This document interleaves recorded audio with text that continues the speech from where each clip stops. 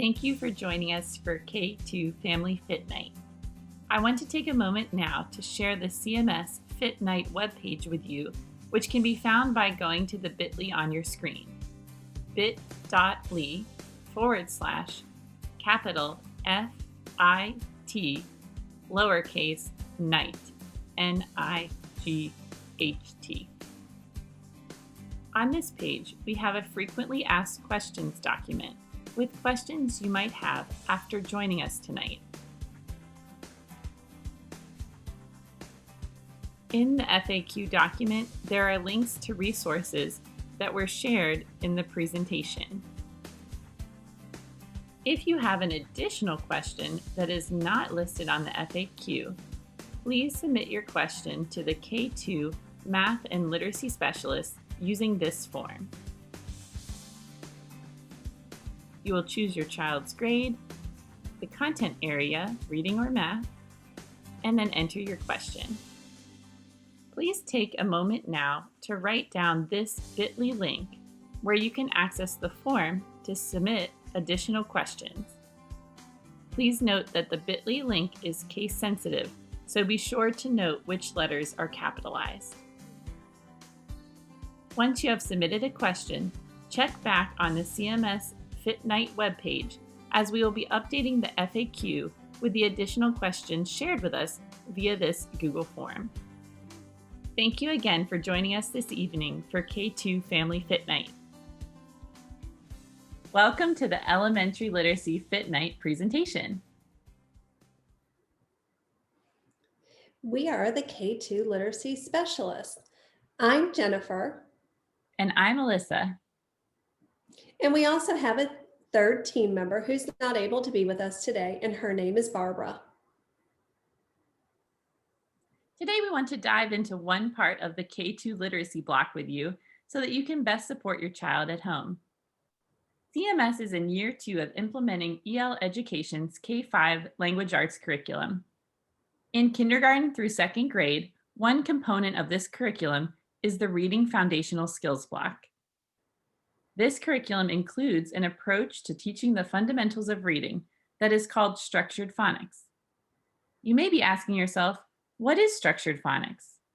Structured phonics teaches the letters, sounds, phonological awareness skills, and spelling patterns of English in a logical and research-based sequence. You may have heard your child's teacher mention where your child is performing based on microphases. That is very important because the assessments your child takes at the beginning, middle, and end of the year helps the teacher determine where your child is developmentally and where he or she needs to start instruction to ensure that your child is mastering all skills needed to be a successful reader and writer. On the chart, you will see the different microphases listed. A typical kindergartner starts at the pre-alphabetic microphase and moves to consolidated by the end of 2nd grade. Take a moment to see how foundational skills develop as students progress through the phases by looking at the table on the slide.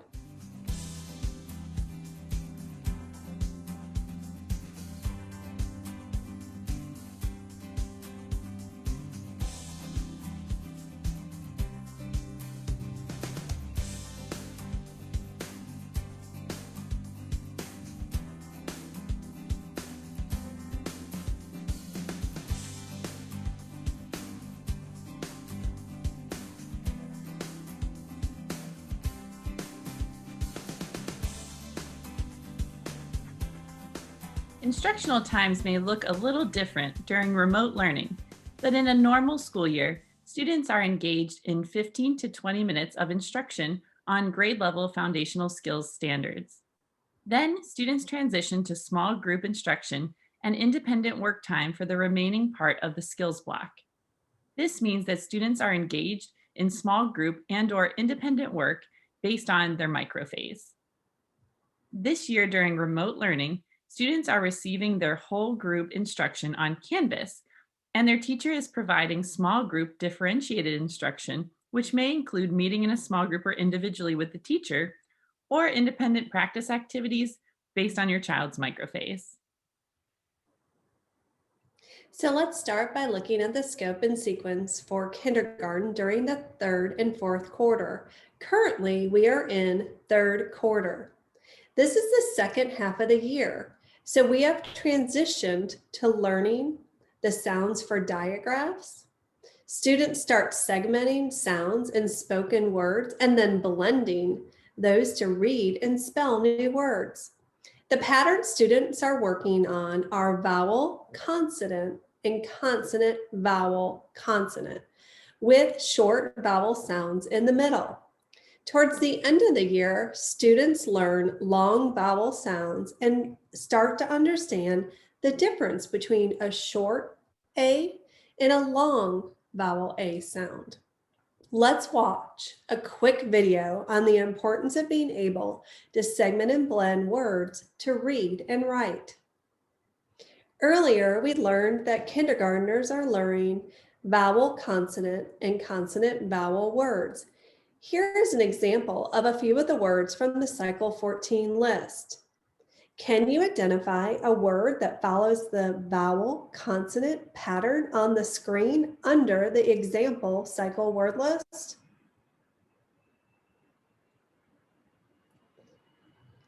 In would be one example because it starts with a vowel and ends in a consonant. Now, see if you can find a CVC pattern. Pig would be one example because it starts with a consonant, has the short vowel sound I in the middle, and ends in another consonant. Let's watch this quick video to show the importance of explicitly teaching the skill to our children. We are thinking about a number of things. As you are working with your teacher over the course of the year, you are going to grow so many skills. One of those skills will be for you to know how to listen to sounds so that you can segment them, break them apart, and blend them, put them back together to form words. As you learn how to do that, you will also learn how to spell properly, meaning that you are matching the letters to the sounds. Each letter has a specific sound. So, again, if someone said, "How do you spell the word tap?" the first thing that we can do is think about all of the sounds we hear in the word tap. Let's try it out. Again, the word that we are going to spell is tap. So I am first going to think about the sound that I hear at the very beginning. T, t. That letter is T. A. That letter is A.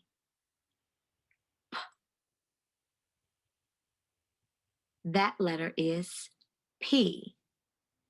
So if I take all of those sounds, t, a, p, and blend them together, tap, I can think about the letters that each of those sounds connect to. So for the first sound, t, I know that the t sound connects to the letter T. The a sound connects to the letter A, and the p sound connects to the letter P. Tap.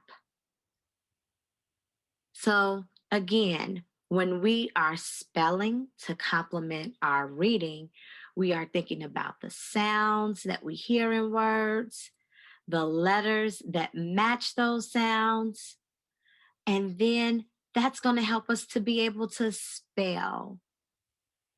And that all put together is going to help us to become better readers and writers. For the second half of the year in first grade, we are learning to read and spell two-syllable words with short vowel sounds, such as the word catnip, and two-syllable words with long and short vowel sounds, such as the word relax. We are also learning about the CVCE, or consonant vowel consonant silent E, spelling pattern, as well as reading and writing words with vowel teams, such as OA in the word boat. We are also reading and spelling R controlled vowels, like in the word mark. Let's watch a quick video from an upcoming first grade lesson modeling how to encode or spell words with the CVC silent E spelling pattern. Here is a word for us to read. I can see an E at the end, so it must be a CVCE word. That's a word with a consonant, vowel, consonant, and then a silent E. Let's take a closer look at this word. Now that we know this word has that magic E at the end, we know that the vowel inside the word must say its name. Tap this word out with me. Shade. Shade. How many sounds did you hear in the word shade? It has just 3 sounds. Now look closely at the sound boxes. This is going to be a little different. As you remember, only the sound goes inside the box. So watch as I put the letters in the box where they belong. Sh-a-d. Now look where the E is. It is outside of the sound boxes because the E does not make a sound. But we know that it is waving its wand and telling the A to say its name. Over here, you can see the cycle word list for the lesson that we just watched. The skills block is very intentional about having a word list that connects with the spelling pattern and skill that students are focused on during their week cycle. Understanding how the silent E at the end of the word changes the way the vowel is pronounced from short to long is an important skill for students to know. Let's see how this skill advances in second grade. In second grade, students learn to drop the silent E when adding a suffix like take and taking, and they learn many suffix patterns. Students learn the pattern of using consonant LE, like in the word giggle. They also learn the prefixes un and re, and when to apply spelling rules like when do you drop the Y and add the I. They learn to read and write contractions and compare, read, and spell words with the same ending, like local, bicycle. They end the year learning the schwa vowels like Darla. Let's take a look at a clip from a second grade lesson. Now we will use these word parts to make some new words. Get your paper and pencil ready to go. Ready? Our first base word is right. We are going to add the suffix ER. When we put these parts together, what new word do we have?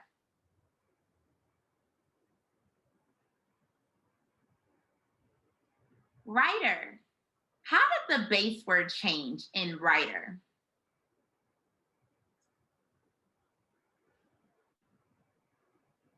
The E was dropped when we added the suffix ER. Go ahead and write down the word writer.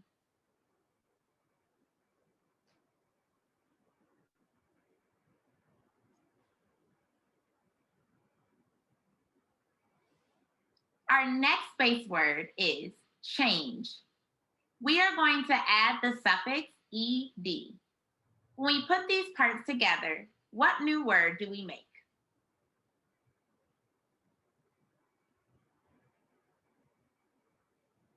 Change. How did the base word change?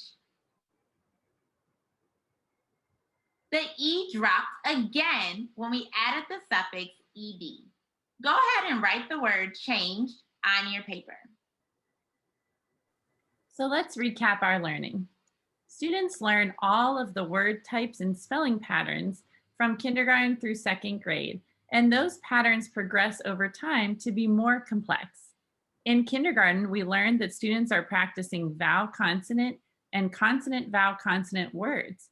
And in first grade, they advance to be more complex patterns like consonant vowel consonant silent E, and end with, in second grade, knowing all of the different word patterns.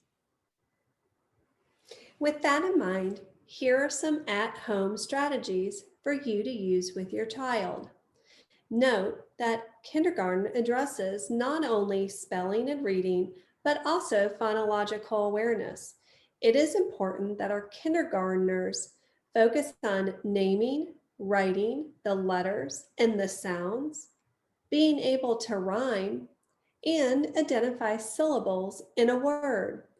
All of those are foundational skills to becoming proficient readers and writers and set students up for success in first and second grade. In first and second grade, the strategies are very similar.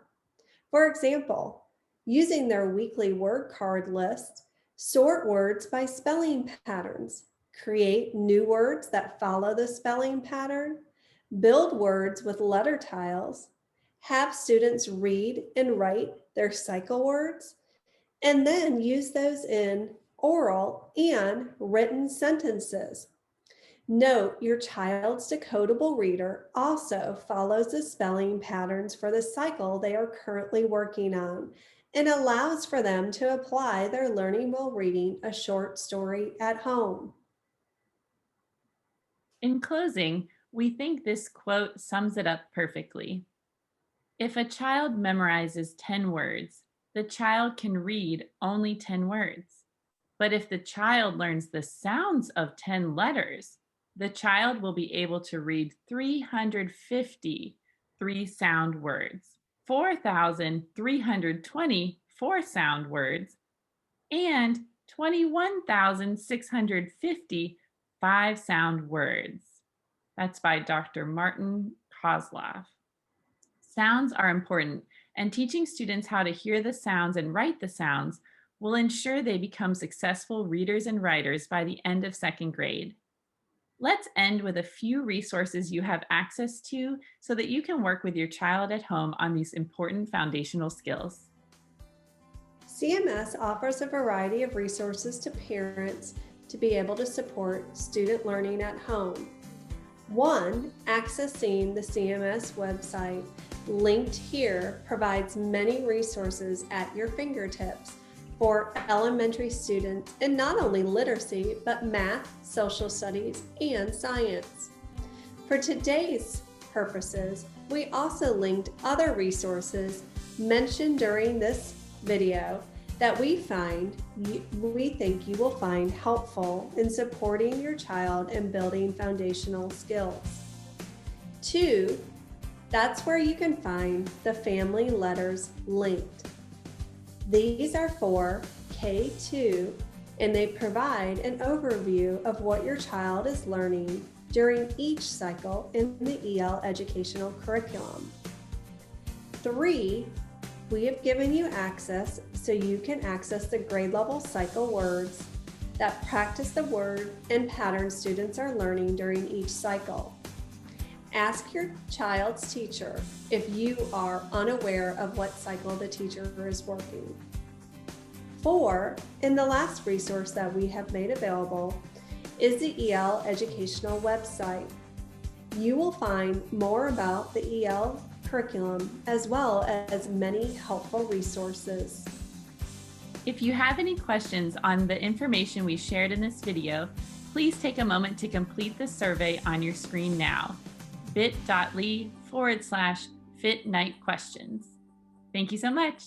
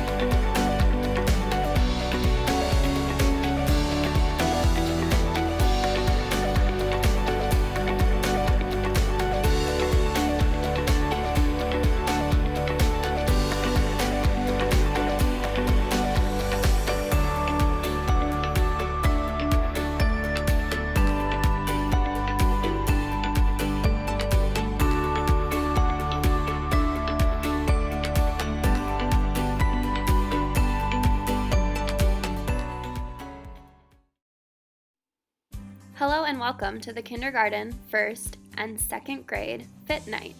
My name is Hannah and I am here with Nikki Mackey for first grade and Sonia Gregory for second grade. We appreciate you joining us. Stay tuned for more information about each grade level.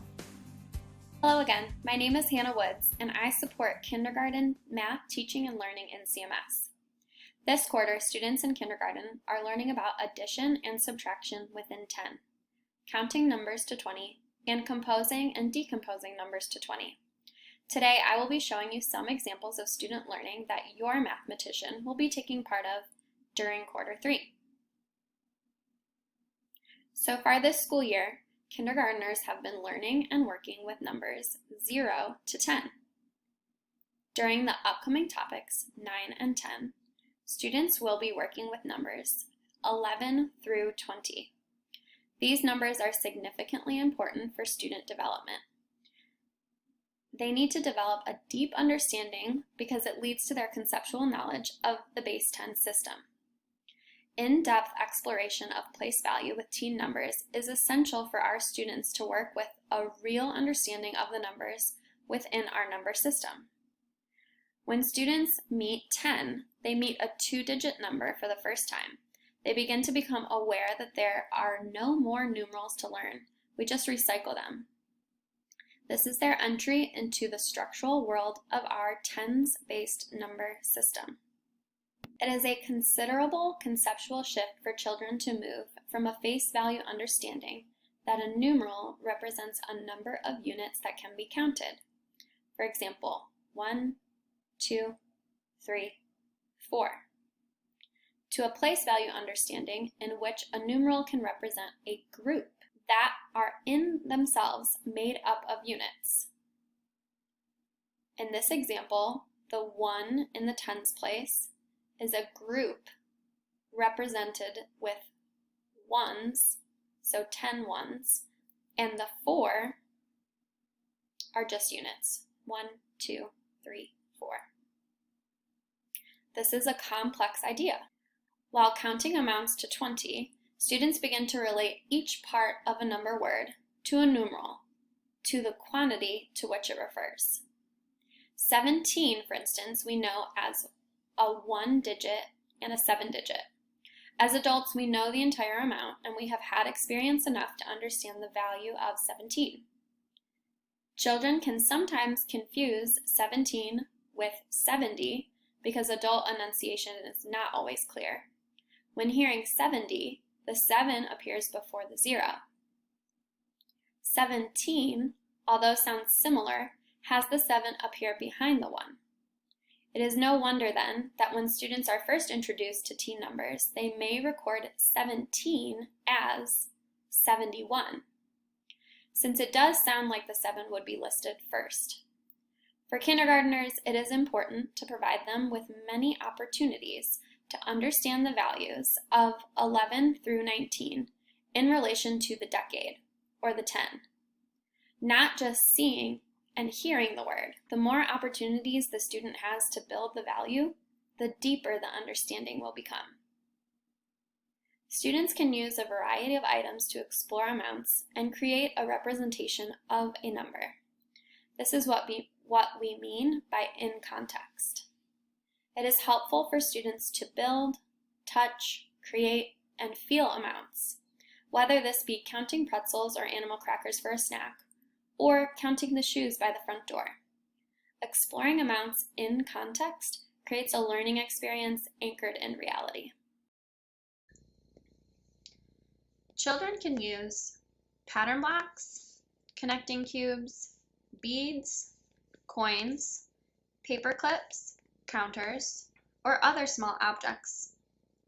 Consider writing the numeral and having your child read the number and then build the number. Here we're going to count out 17. 1,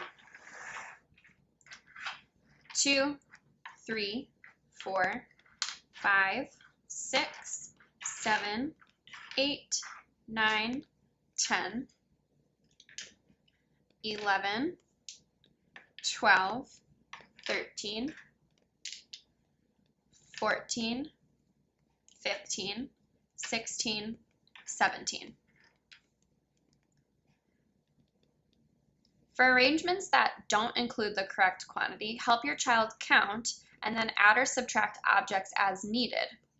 If your child is making mostly piles, encourage more variety with questions such as, how else can you arrange these so someone can count them? Can you make a shape or a letter or the number itself? Leave out the various arrangements your child makes on display for comparison and discussion. If my child were to make an arrangement like this, I might suggest they try to make 17 again, but in a new way. Another way that I like to count is by using a 10 frame. You can encourage your child to use a 10 frame to build 10 ones and some more ones. Again, we're going to build 17. 1, 2, 3, 4, 5, 6, 7, 8, 9, 10, 11, 12, 13, 14, 15, 16, 17. You can help your child understand that only one object goes in each square, and by making the arrangement in this way, I can visually see 10 ones and some more ones. I printed this 10 frame just by making a table on my computer, but if you don't have a printer or if you'd like to find a new fun way to use 10 frames, I suggest using an egg carton. I've cut the last two off, but this will really help my students or my children understand that one object goes in each place. By providing them the numeral, allowing them to read it and count it out, they will be able to see that there are 10 ones and some more ones to build 15. Here we go. 1, 2, 3, 4, 5, 6, 7, 8, 9, 10, 11, 12, 13, 14, 15. 10 ones and some more ones. Another way to encourage mathematical discussion at home is to ask your child to create a math story based on what you see around you. When you are in the car or in the grocery store, there are always objects to count or combine. Consider creating your own math story right now based on what you see around you. In this room, I can see 3 pillows. One is blue, one is green, and one is pink. I can model creating a math story for my child by saying, there are pillows in the room, 1 blue, 1 green, 1 pink. How many total pillows are there in the room?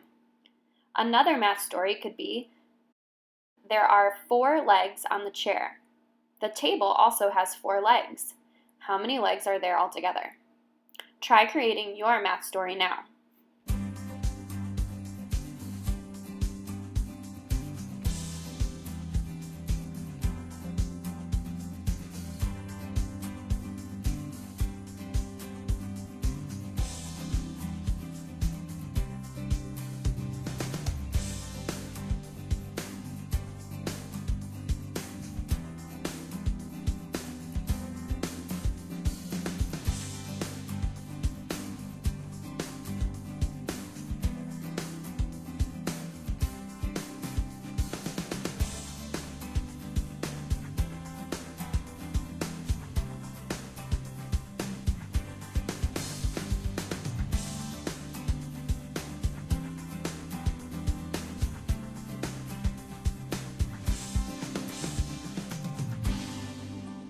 Encourage your child to make a math story when spending time together.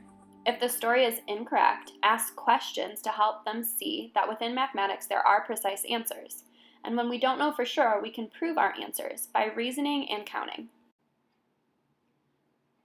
Although the upcoming topics are about students developing a deep understanding of our base 10 system, It's also important to remember that the expectation for the end of the year is for kindergartners to rote count to 100. Counting forward and backwards, skip counting, or seeing how high you can count are little games that you can play at home that help the students develop an understanding of the patterns within our number system. I hope you've enjoyed your time thinking about kindergarten math. We appreciate all of your efforts at home and your continued partnership in developing mathematical minds. Hi, my name is Nikki Mackey, and I support first grade math teaching and learning in CMS. This quarter, students in first grade will be learning about comparing two-digit numbers using the symbols greater than, less than, and equal to, using models and strategies to add two-digit numbers, a two-digit number and a one-digit number, which might look like 27 plus 8, a two-digit number and a multiple of 10, which might look like 64 plus 20, and using models and strategies to subtract two-digit numbers using multiples of 10. That might look like 70 minus 30. Today, I will be showing you some strategies students will be learning for adding and subtracting with models. First, let's take a few moments to think through how you would solve first grade problems using those skills. Here is an example of a first grade problem students may see. We read the problem together and think about it. Students are encouraged to retell what they know and what they're being asked to do or find. Let's read the problem together.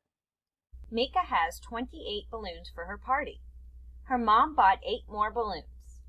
How many balloons does Mika have for her party? So retell what you know and what you're being asked to find. Let's think about how we can represent this story with cubes. Pause the video here to solve. Press play when you finish solving.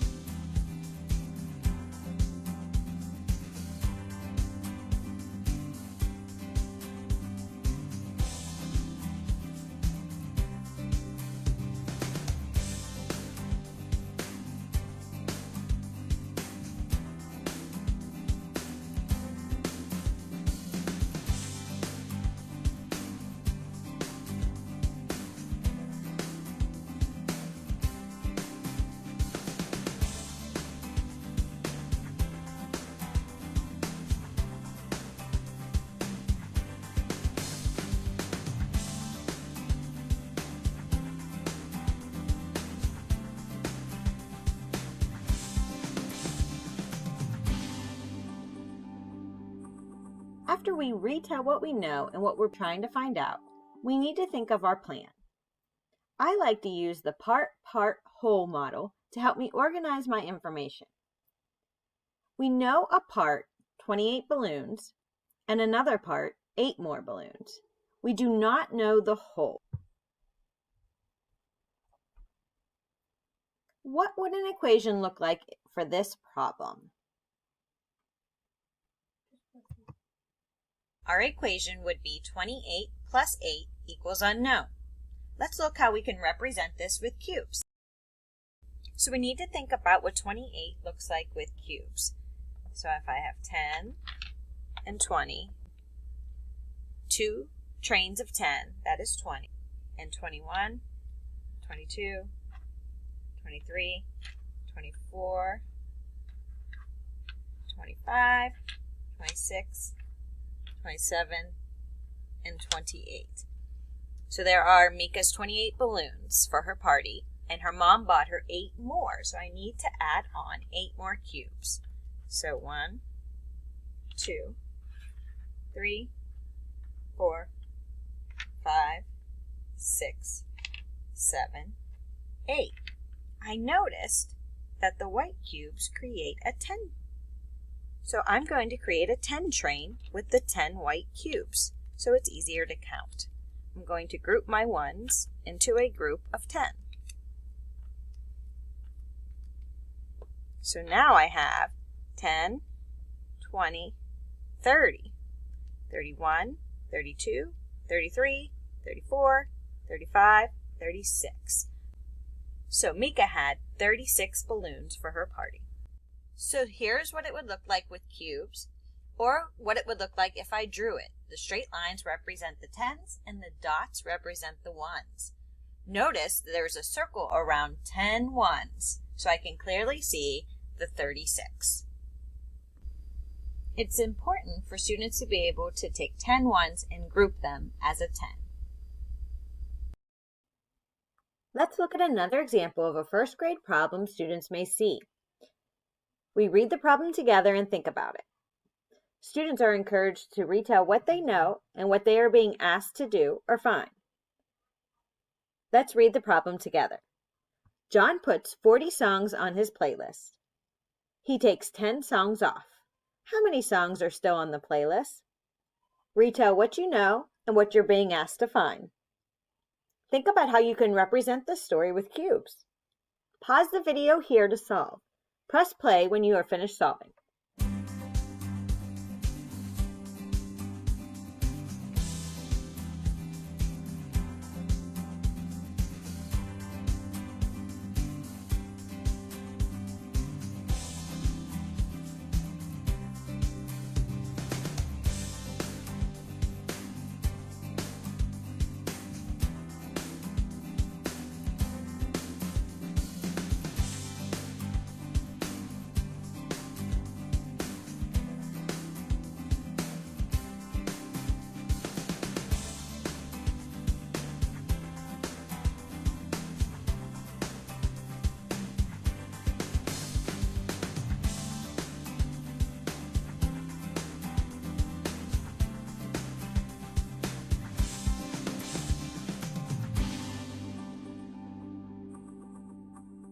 After we retell what we know and what we are trying to find out, we need to think of our plan.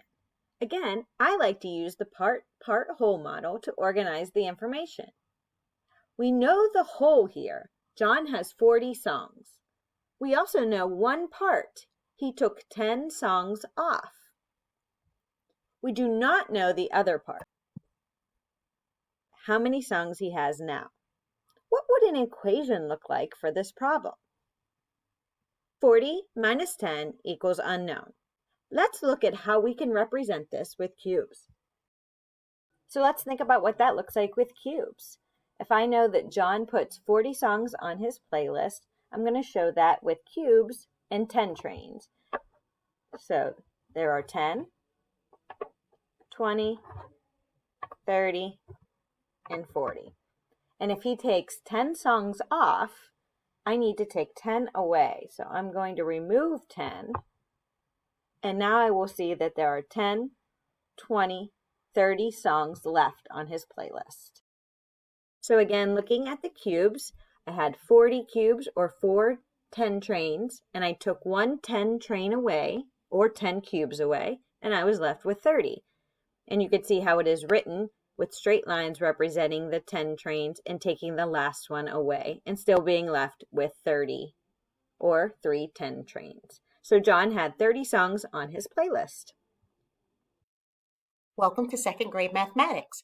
My name is Sonia Gregory, CMS Elementary Math Specialist who supports second grade curriculum. In this segment, you will become familiar with the mathematics that second grade students are expected to know, understand, and be able to do during quarter 3. Third quarter work includes solving word problems involving money, extending place value understanding to the hundredths place, adding 3-digit numbers using models and strategies based on place value, as well as subtracting 3-digit numbers using models and strategies based on place value. What number do the models represent? Right now, I want you to pause the video and write the number represented by each model. Explain how you know.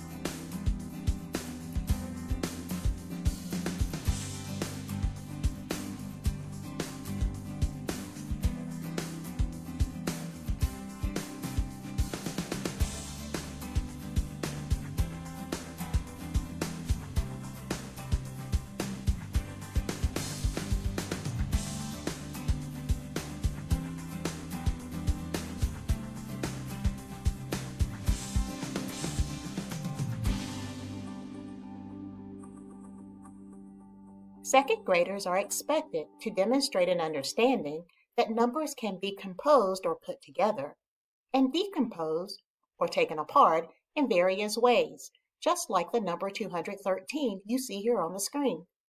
This understanding is rooted in place value.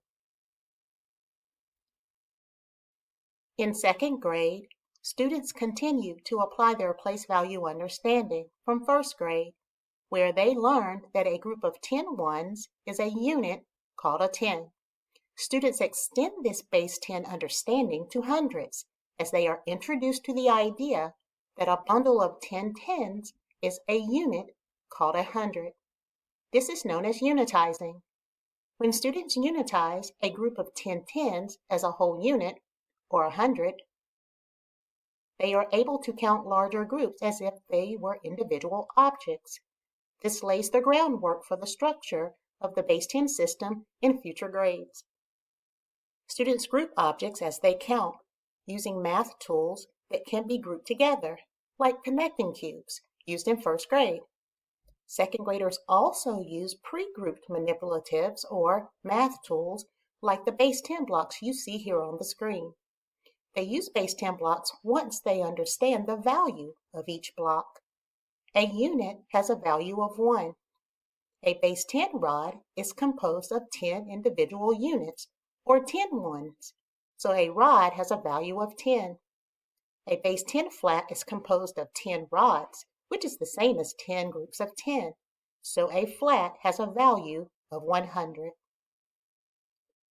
Students are able to move from building numbers with base 10 blocks to representing them as pictures after repeated experiences. They are expected to make connections between written 3-digit numbers and the number of hundreds, tens, and ones in each number. Students come to understand that the value of the digits in a number is more than identifying their location in the hundreds, tens, and ones place. Second graders who truly understand the position and place value of digits are also able to confidently model the number with some type of visual representation. Others, who seem like they know place value because they can tell you the place of a digit in a number, may not truly understand the value of a digit and what each digit in a number represents. This becomes especially evident if a 3-digit number has 0 groups of tens and 0 groups of ones. Once students are comfortable representing numbers as concrete models, pictures, and in expanded form by place value, then they can apply this understanding to comparing numbers as well as to adding and subtracting 3-digit numbers. Here's a second grade problem. Pause the video and find 354 plus 287. Use any strategy you choose. Explain why your strategy works. When you are ready, press play.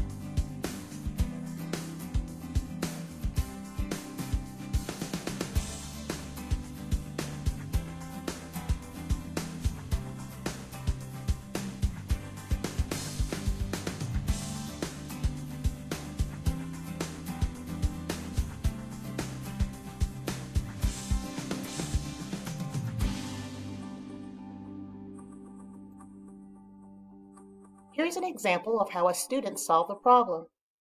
First, the student represented the hundreds, tens, and ones in each number using base 10 blocks.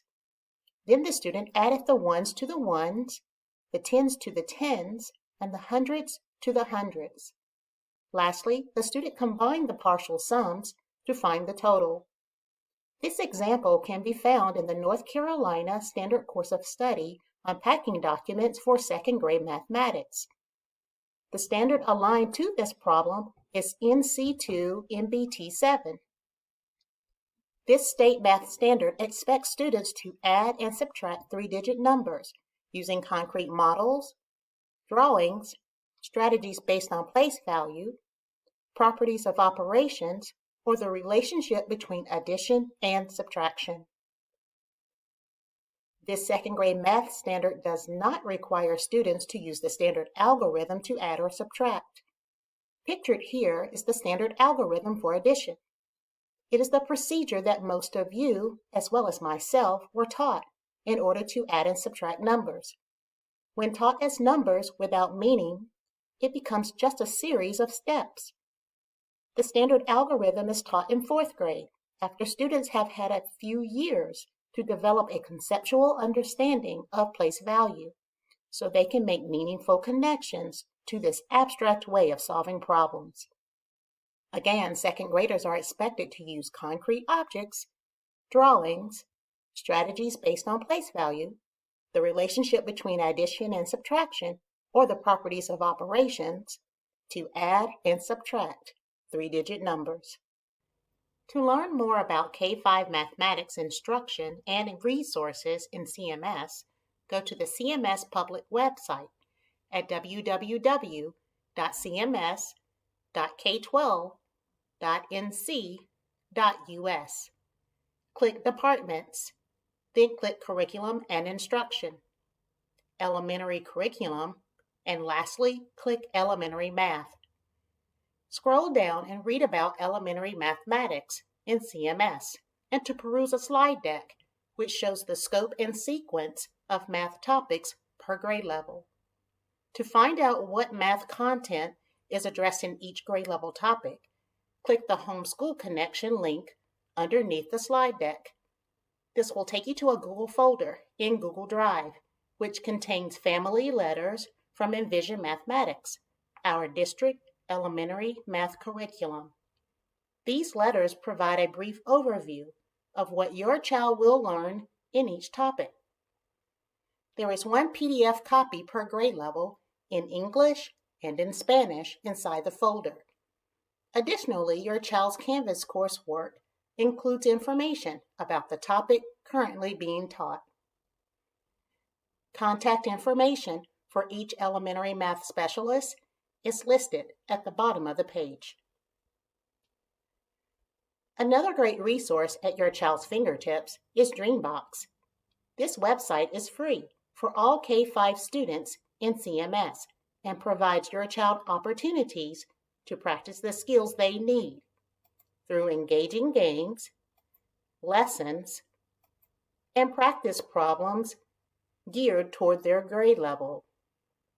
Information about Dreambox is on the CMS website.